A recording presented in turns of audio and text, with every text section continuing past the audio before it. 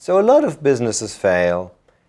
A lot of them fail relatively early on in the first year, but they fail in the second, third year, and in fact they fail at any point in time. So failure is part of the entrepreneurial process.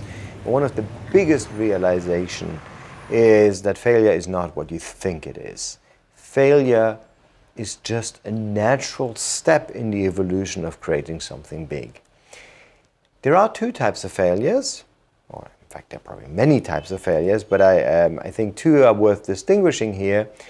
There is the failure of the initial idea, where you thought you're doing something, you thought that you need to have a better application for buying cat food, and it turns out that that's just not that important. But in the process of doing that, you find something else, and eventually this leads you to a really promising opportunity.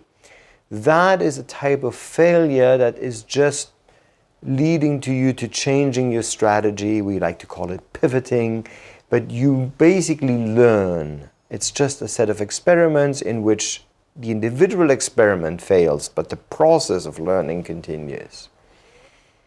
That type of failure is completely healthy and natural, and every entrepreneur does it.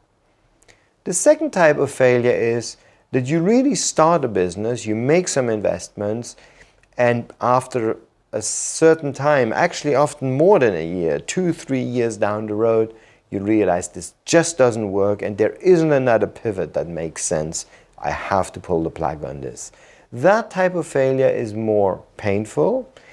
There are big cultural differences about this. Doing this in the Japanese context can be terrible. Doing this in Silicon Valley is totally normal. So it depends a little bit on where you are. It also depends on how you fail.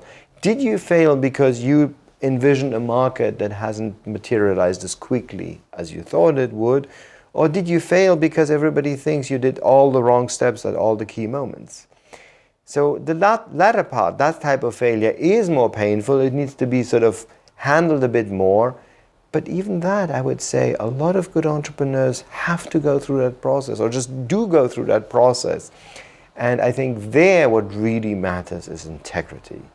That whatever you can say about the business with hindsight, people will say, he or she did the best she could, she retained her integrity, and that means that your career might be going off in very interesting directions.